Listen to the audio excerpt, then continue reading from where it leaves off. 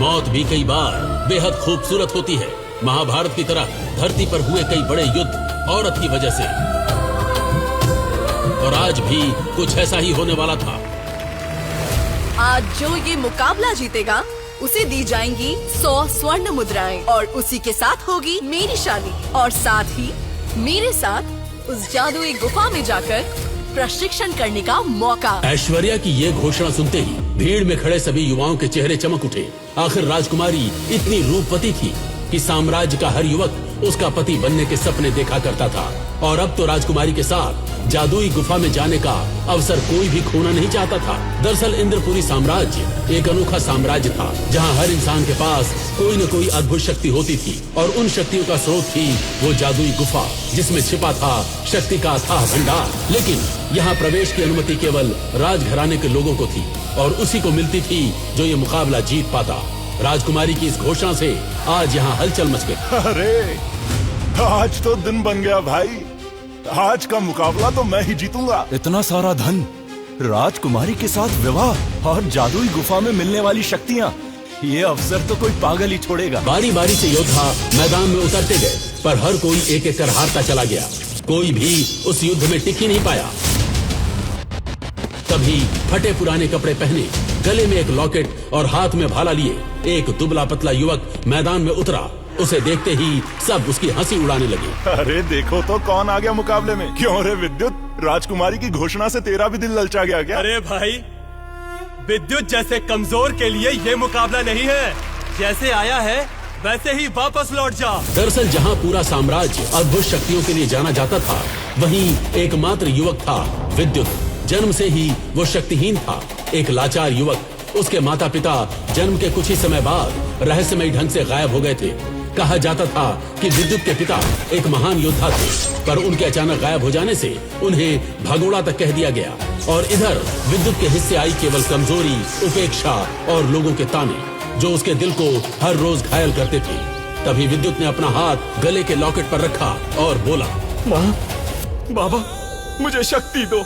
किसी भी तरह ये मुकाबला मुझे जीतना ही होगा, ताकि मैं घर ले जा सकूं कुछ पैसे। जैसे ही उसने ये कहा, मैदान का माहौल अचानक बदल गया। हवा तेज चलने लगी, बादल गरज उठे। पहले तो विद्युत हारता हारता सा लग रहा था, मगर तभी कुछ ऐसा हुआ जिसकी किसी ने कल्पना तक नहीं की थी। विद्युत ने मुकाबला जीत लिया।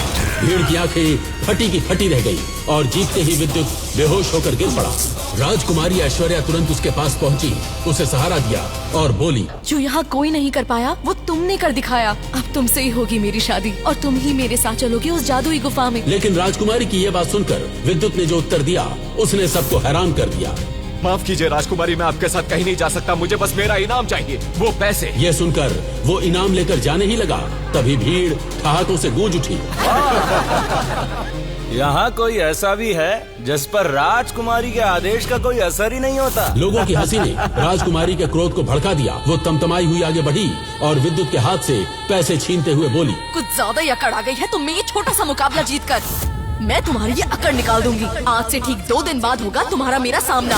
अगर तुम मुझे हरा सके तभी ये पैसे ले जा सकोगे। विद्युत गिड़गिड़ाया, नहीं राजकुमारी, आपने ही कहा था, जो जीतेगा वही इनाम का हकदार होगा। मुझे ये पैसे चाहिए। लेकिन राजकुमारी के आगे उसकी एक न चली।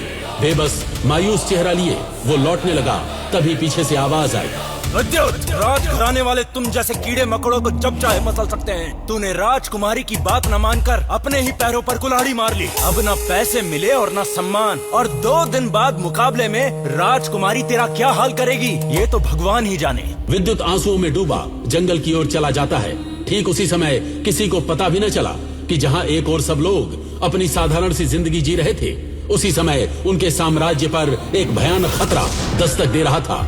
उधर राजघराने के रक्षक महान ऋत्विक ने अचानक देखा, आसमान से गिरता हुआ एक आग का गोला नीचे इंद्रपुरी की तरफ आ रहा था।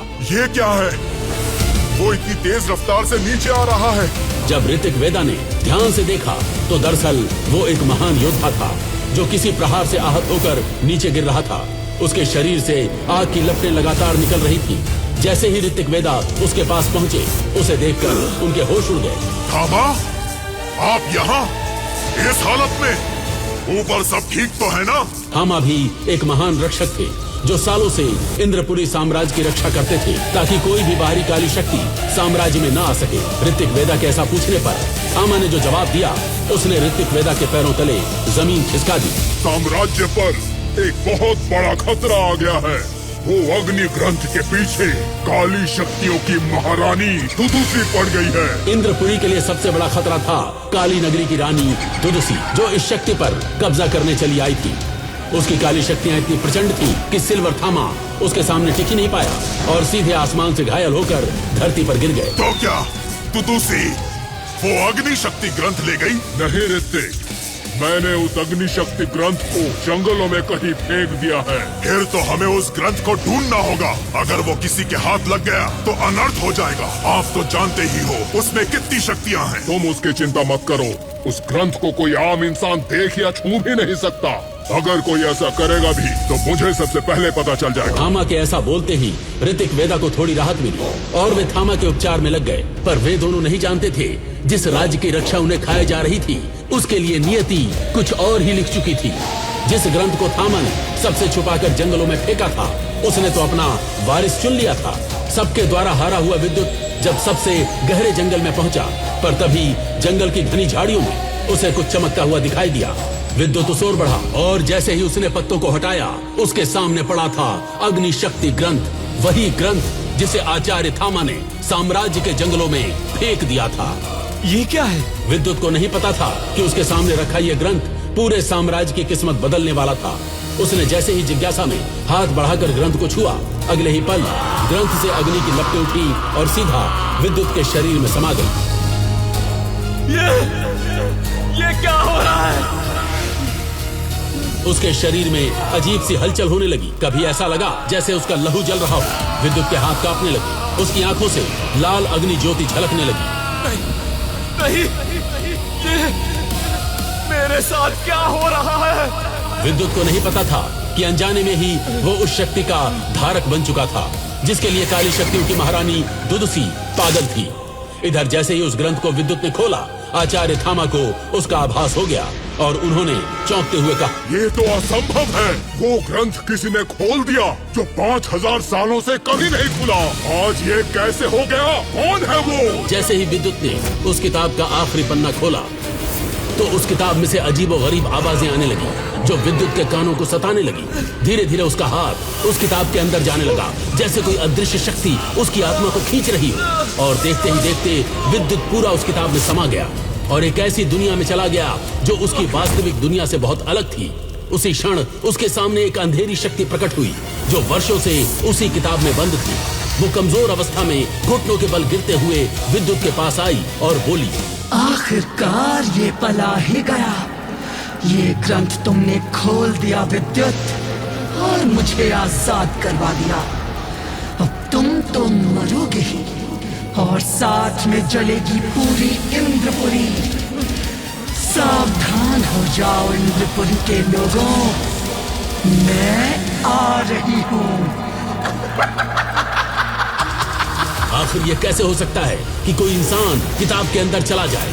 उस किताब के भीतर कैसी दुनिया थी और कौन कैद था उस किताब में जिसे विद्युत ने जगा दिया था? कैसे वो ग्रंथ जो सदियों से किसी के हाथ नहीं खुला अचानक विद्युत से खुल गया?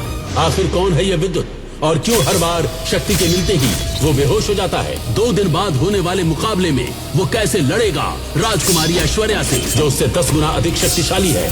और सबसे बड़ा सवाल, कौन थी वो अदृश्य शक्ति जो अब इंद्रपुरी के लोगों के लिए सबसे बड़ा खतरा बनने वाली थी? इन सभी सवालों के जवाब जानने के लिए अभी नीचे दिए गए लिंक पर क्लिक करके डाउनलोड करें पॉकेट FM और सुनिए रोमांच, तिलिस्म और भावनाओं से भरी विद्युत की होश उड़ा देने वाली कहानी ब्रह्म योद्धा द डिस्ट्रॉयर, सिर्फ और सिर्फ पॉकेट FM पर, वो भी बिल्कुल फ्री में।